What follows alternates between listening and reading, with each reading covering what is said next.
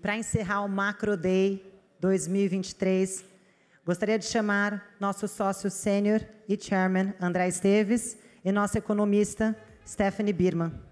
Muito obrigada e bom painel a todos. Bom, boa tarde. Obrigada por estar aqui para esse encerramento do evento. Esteves, eu queria começar aqui ouvindo de você um pouco sobre, acho que o principal tema, né, para a gente falar hoje dos mercados, é muito em relação ao cenário internacional, né? A gente viu a taxa da Treasury de 10 anos sair no final ali de julho, início de agosto, de algo como 4%, chegou a bater praticamente 5%, agora voltou um pouco.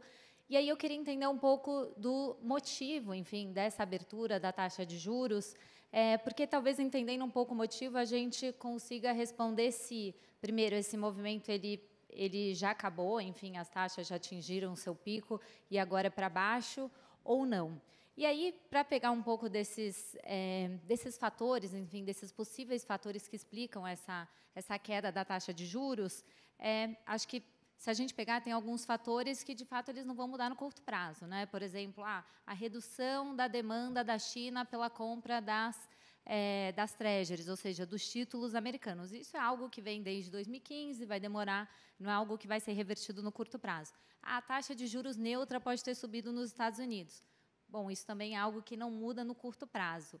E aí tem a questão fiscal, né? A dívida americana deve atingir aí 120% nos próximos anos. Esse é um motivo também que não vai ser revestido no curtíssimo prazo. E tem o grande ponto, que acho que é um ponto que você defendeu ao longo do ano, que é o seguinte, né? Olha, a economia americana, se a gente olhar, ela mostrou uma resiliência muito grande. Desde o final do ano passado, os mercados pareciam negociar sempre esperando a recessão, que a recessão fosse acontecer. E ela não aconteceu até o momento, né? Então, se esse, por exemplo, fosse um dos motivos, para frente a gente poderia ter alguma perspectiva de reversão desse movimento. E aí eu queria saber a sua opinião sobre isso. Bom, boa tarde a todos.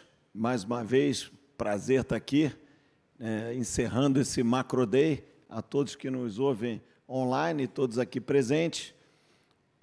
Olha, Stephanie, antes de entrar no cenário global, que muito tem a ver de fiscal, eu vou reiterar o ponto que o Fernando Rodrigues fez no painel anterior e essa conclusão dos governadores. Aqui nós tivemos 4 governadores, o governador Casagrande está aqui conosco ainda, importantes, porque são lideranças experientes, muitos já foram ou senadores ou ex-governadores, falando de 4 partidos diferentes, de 4 estados diferentes, de escopos ideológicos diferentes, mas os 4 defendendo a disciplina fiscal, os 4 defendendo reformas estruturais do Estado brasileiro, visando o aumento de produtividade.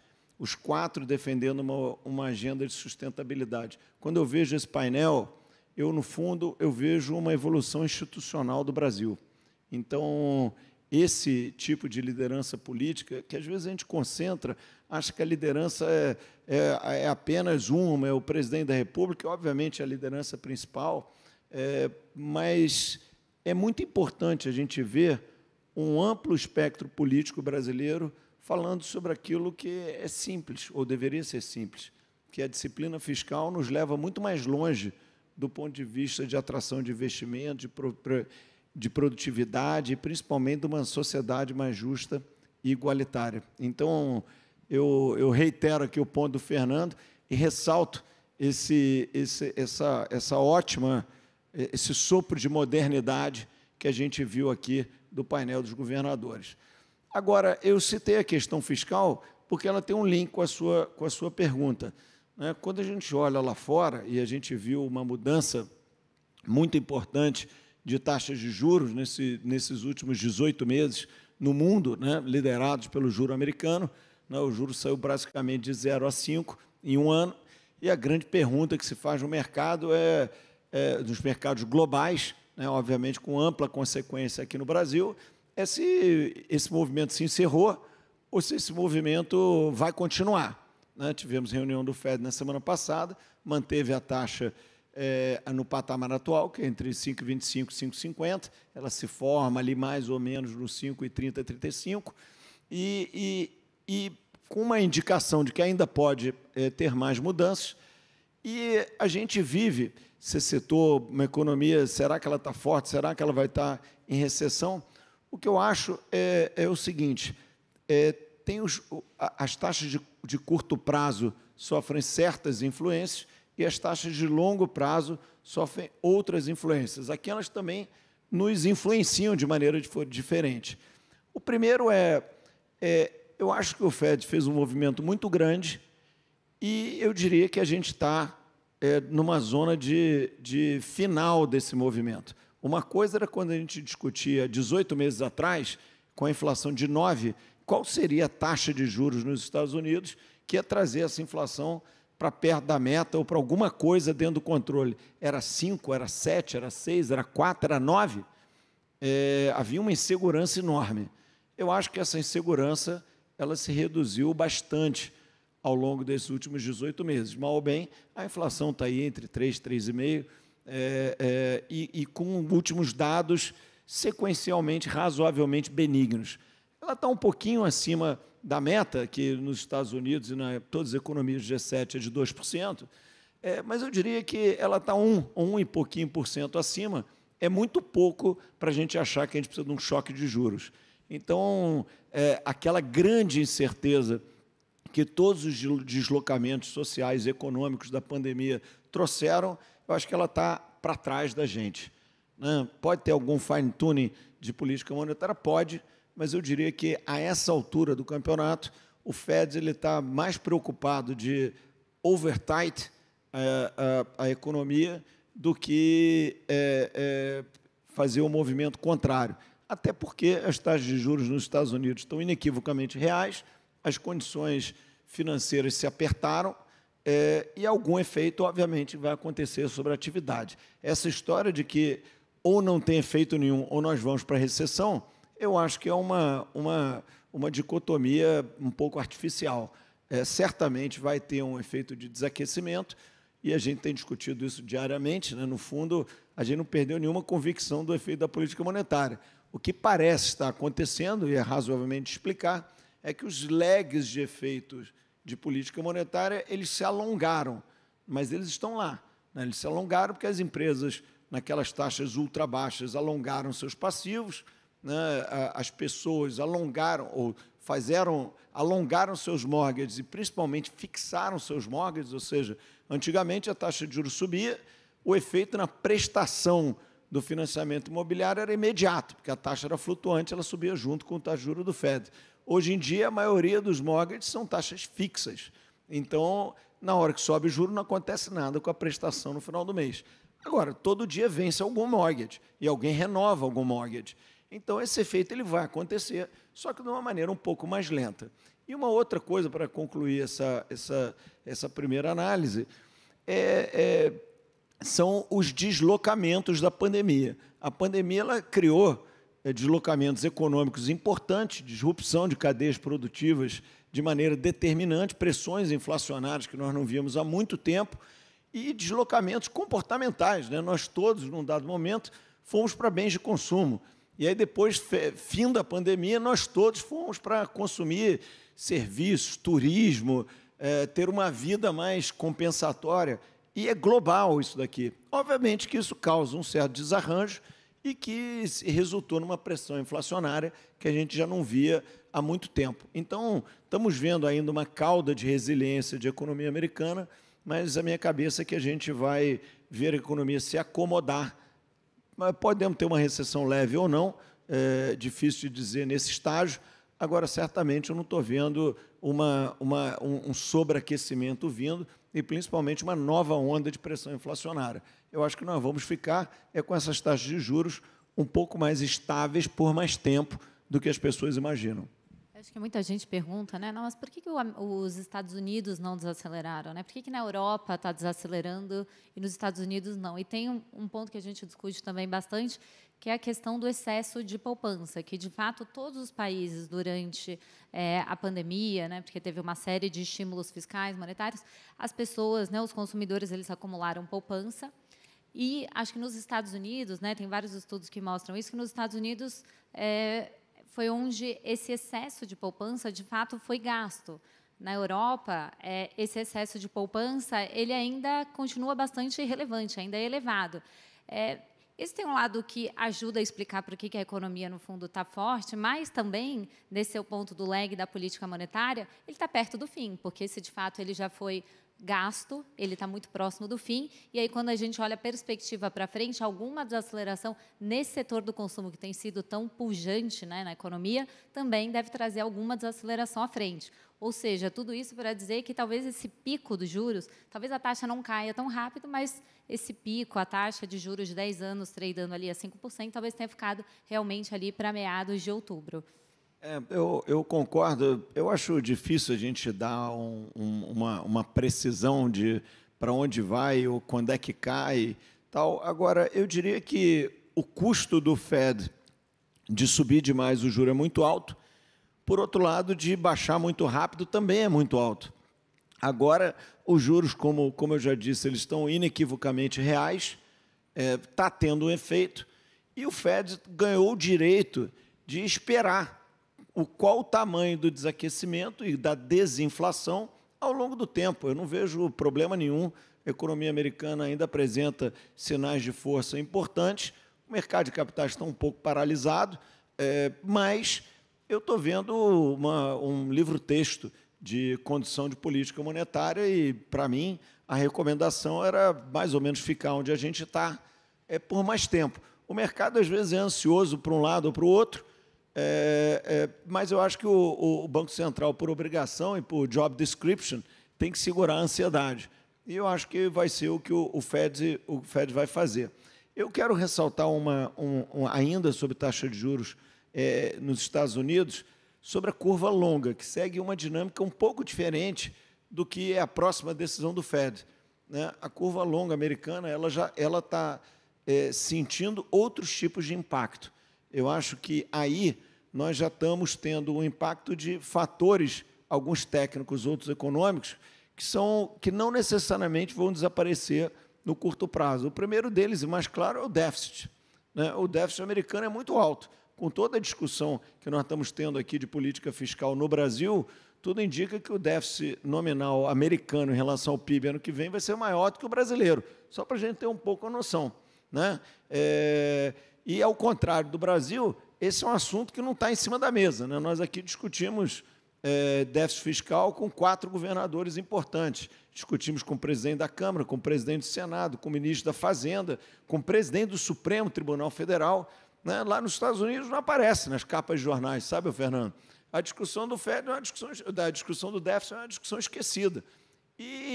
Mas ele é relevante, e ela forma preço. Até mesmo se você é o dono da impressora, ela forma preço, que é o que a gente está vendo de pressão no juro de longo prazo.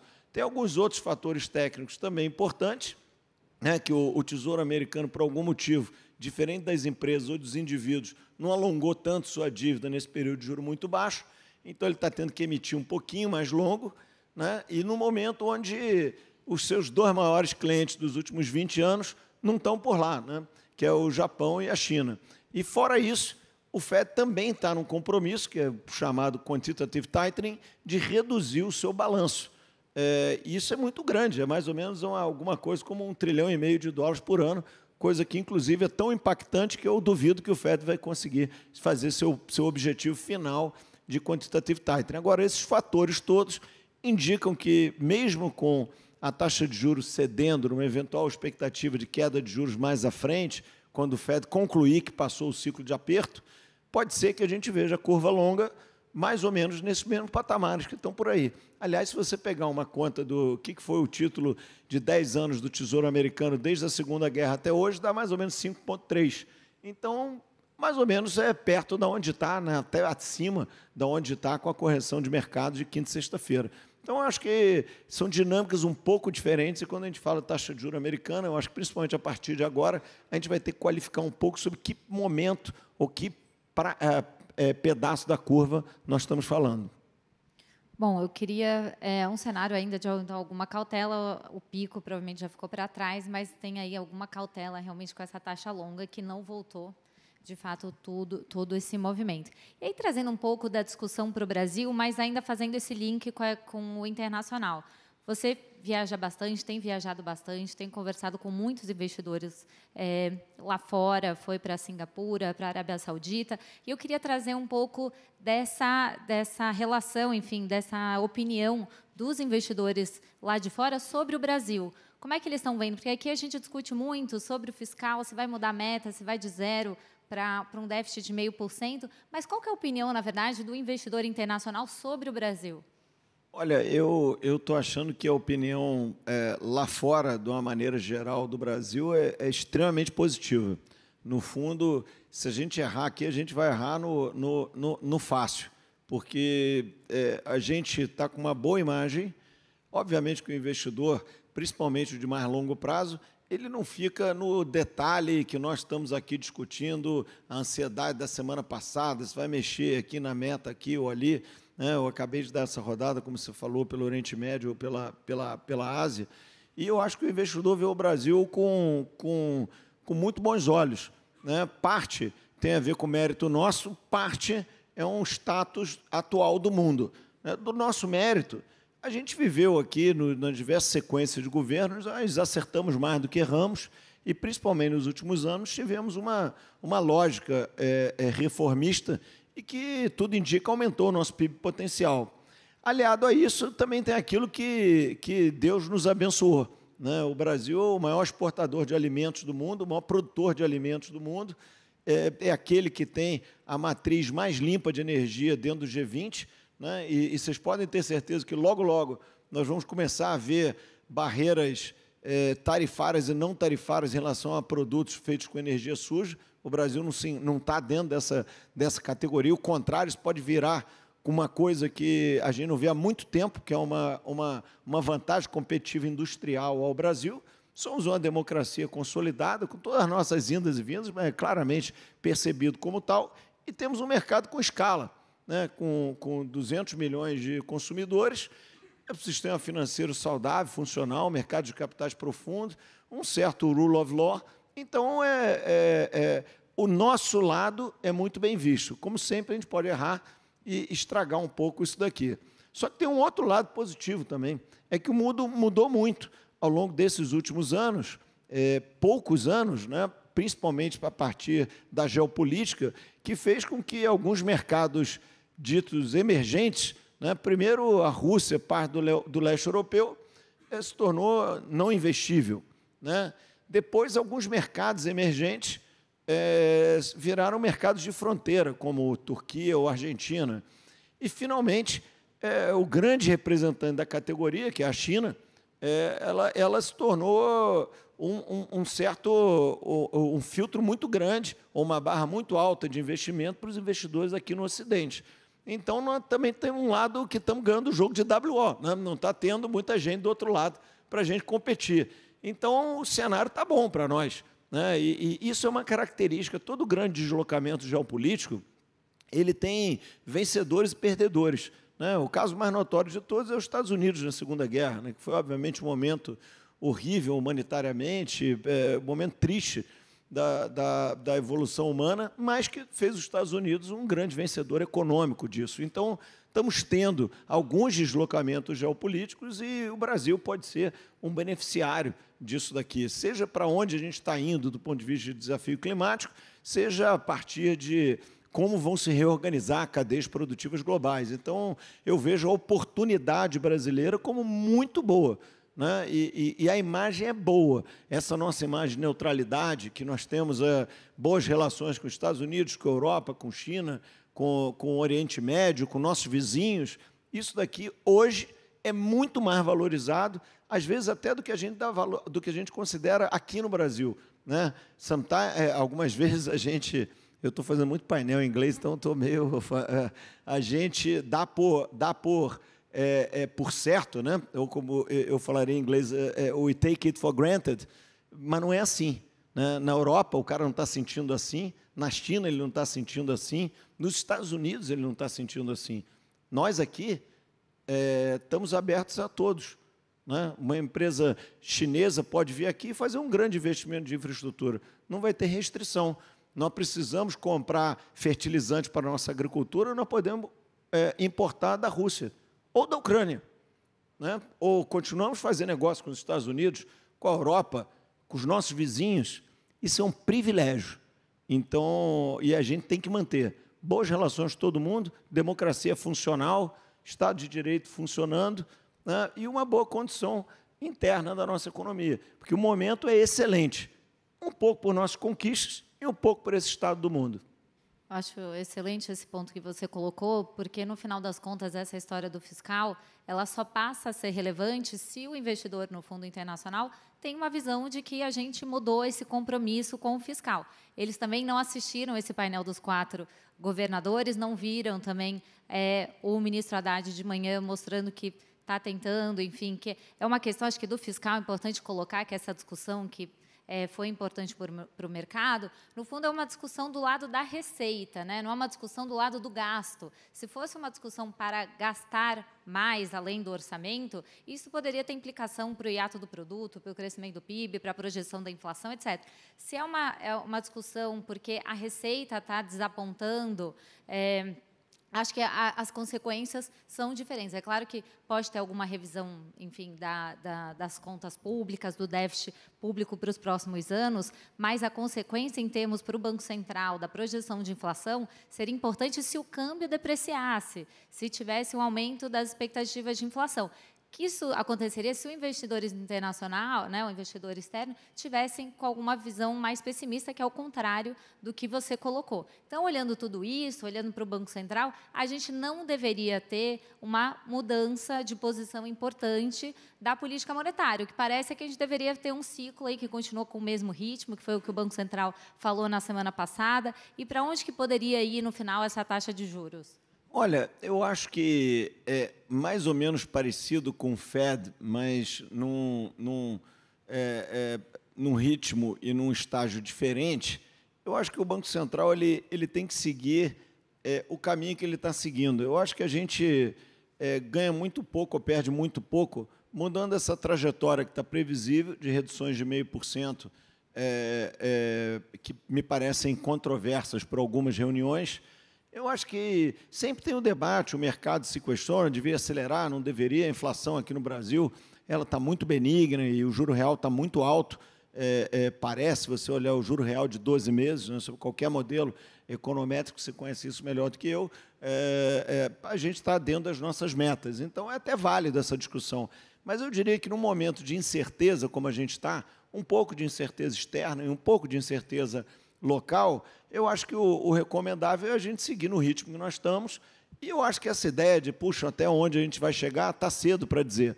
Eu prefiro que a gente vá reduzindo de 0,5% e 0,5%, como está sinalizado pelo Banco Central, de certo modo pelos próprios mercados, e a gente vai descobrir até onde a gente pode chegar a partir do que a gente está entregando do lado fiscal, né? E como você falou uma coisa certa, o arcabouço ele tem uma vantagem, né?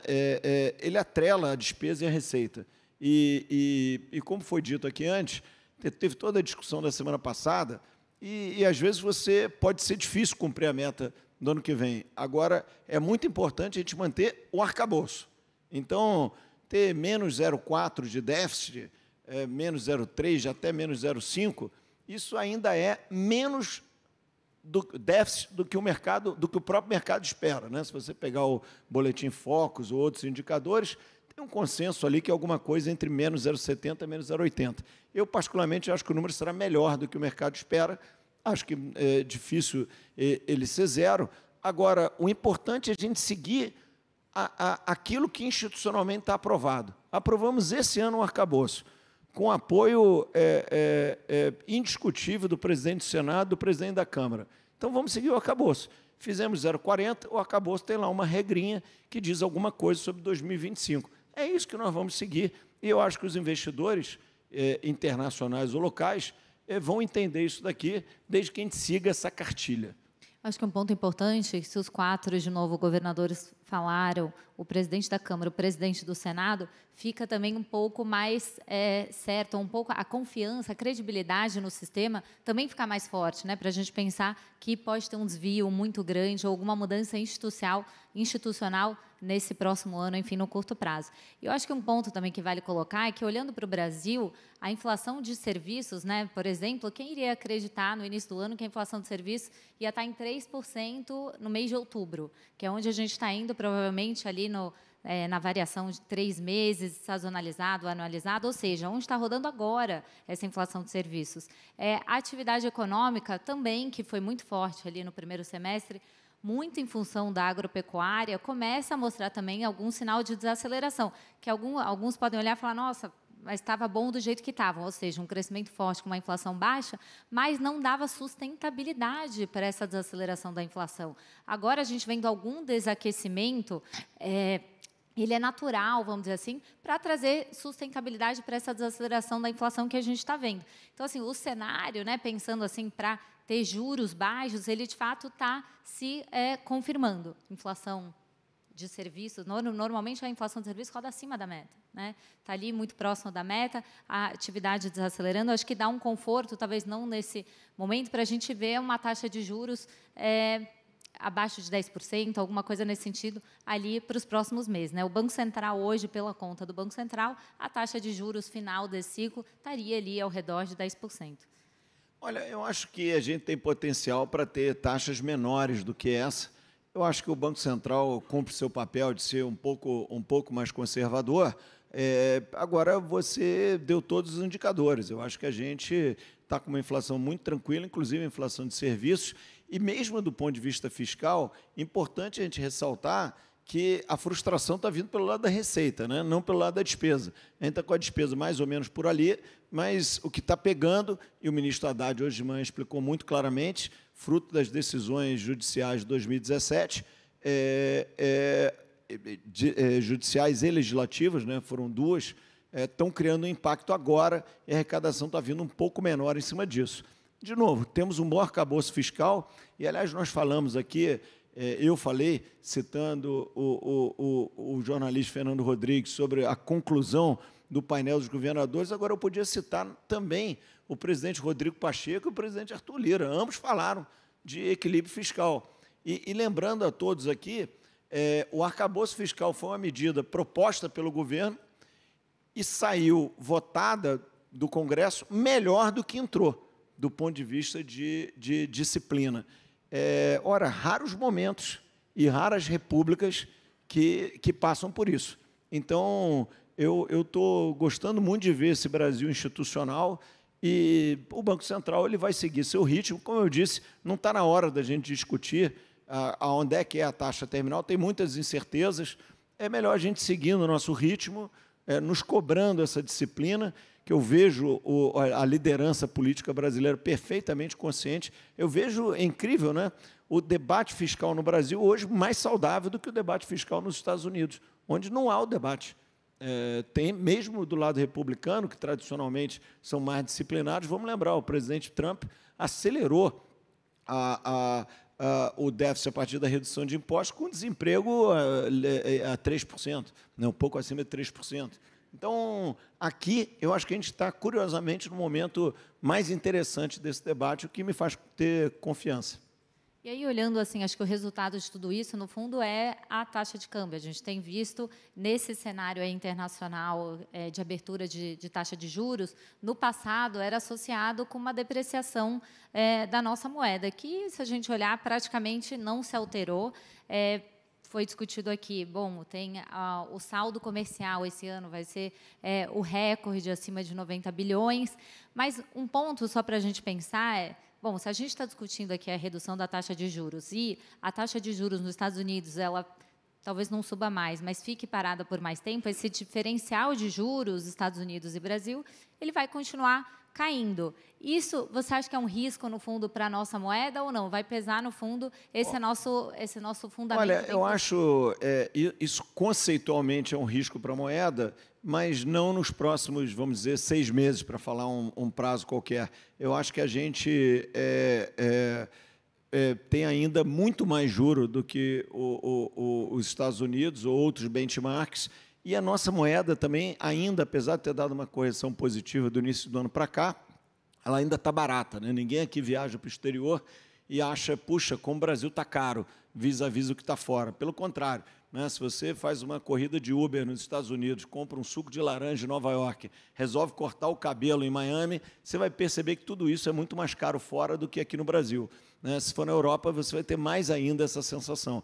Então, acho que tanto o patamar onde a gente está, com enorme diferencial, eu acho que isso não vai ser tema.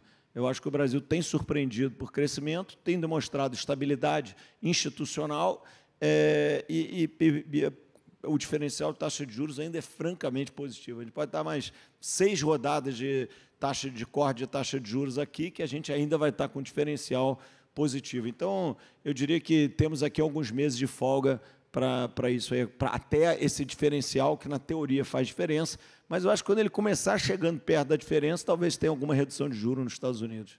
Agora, até lá, a gente pode estar num outro nível de taxa de câmbio, né? No fundo, é muito isso. Porque parece que a gente passou um período, né, com a taxa de câmbio aqui bastante depreciada, e, assim, é difícil falar, mas os modelos todos apontam, no fundo, para um nível de equilíbrio que seria muito mais baixo do que o atual. Porque as pessoas não lembram, né, se acostumam e acham que 5, acima de 5, enfim, parece ser o equilíbrio, que não é o caso. Como sempre, o nosso papel, às vezes, é discordar dos modelos. Você sabe que eu faço isso de vez em quando, mas dessa vez eu não estou discordando, não. Acho que os modelos econométricos estão certos. A taxa de câmbio de equilíbrio é mais baixa do que essa. Agora, Esteves, acho que uma última pergunta aqui para a gente encerrar aqui o nosso painel é falando um pouco dos eventos geopolíticos, né? Se a gente olhar, teve o ataque terrorista no dia 7 de outubro e, enfim, não tem palavras para descrever, mas tentando trazer um pouco para a questão da economia. Como é que você vê, enfim, o preço do petróleo, ou se esse evento, no fundo, ele pode escalar e é um evento que poderia alterar esse cenário econômico que a gente tem discutido? Como é que você vê essa questão? Olha, obviamente que a gente vive o momento com vários deslocamentos geopolíticos, né? Alguns maiores, outros menores. Né? Temos vivendo uma desgraça humanitária nessa guerra de Rússia e Ucrânia, outra agora no Oriente Médio, entre Israel e Palestina, esse evento, esse ataque terrorista terrível, e essa tensão latente entre China e Estados Unidos, que já vem de algum tempo. Obviamente que tudo isso coloca tensão no ambiente, e a tensão, na minha previsão, ela vai continuar. Mas, por outro lado, apesar desse prognóstico ser sempre muito difícil, né, a análise da geopolítica ela é a mais difícil de todas, mas eu diria que ele não vai escalar. Né? Eu acho que Rússia e Ucrânia parece ser uma situação de instabilidade estável de longo prazo. Estados Unidos e China, vamos lembrar que no pico da Guerra Fria, entre Estados Unidos e União Soviética, a corrente de comércio entre Estados Unidos e União Soviética era 0,02% do comércio mundial. Entre Estados Unidos e China, é alguma coisa perto de 20%. Então, hoje as economias são muito mais imbricadas. Vão haver restrições, vão haver rearranjos geopolíticos, estamos vendo, como falamos aqui, a reorganização de cadeias produtivas. Então, vai acontecer, mas eu estou achando que também não vai escalar. Né? Essa história, puxa, a China vai invadir Taiwan de maneira iminente. Eu acho que a barra é alta. Eu diria que tem outras maneiras de China trazer Taiwan para perto, inclusive politicamente, do que promover uma guerra. E, por último, no Oriente Médio, eu tenho uma leitura que pode adicionar que, no fundo, esse ataque terrorista pode ter sido uma reação à paz. Né? A gente vivia um momento no Oriente Médio onde a Arábia Saudita estava perto de um acordo com Israel. Ano passado, teve exercícios conjuntos de Israel e Egito do ponto de vista militar. E no primeiro semestre desse ano, foi, depois de muitas décadas, um time de futebol da Arábia Saudita foi jogar no Irã.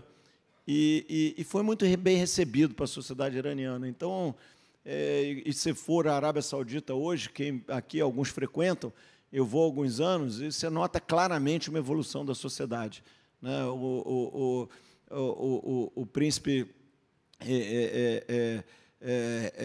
o MBS, como é conhecido, é altamente popular, principalmente entre as mulheres que hoje dirigem, trabalham, vão a estádio de futebol. Então, eu procuro olhar o copo meio cheio desse ambiente. Eu acho que, pelo contrário, está tendo uma distensão. E quando você tem uma distensão social desse tipo, uma promoção de integração econômica, você vai deixando o radicalismo de lado. E, às vezes, o radicalismo reage em relação a isso. Então, eu estou lendo os eventos dessa maneira e acho que, de novo, aqui para o lado brasileiro, eu acho que a gente tem um espaço, eu acho que positivo nesse mundo, que a tensão vai estar aí, mas eu acho que ela não vai escalar a ponto de criar uma aversão a risco que nos prejudique de maneira determinante. Esteves, muito obrigada. Muito obrigada a todos que ficaram aqui até agora. Muito obrigada aos nossos clientes. E uma boa tarde a todos. Obrigado a todos que estão nos assistindo aqui. Stefano, prazer conversar sempre. Obrigado a todos.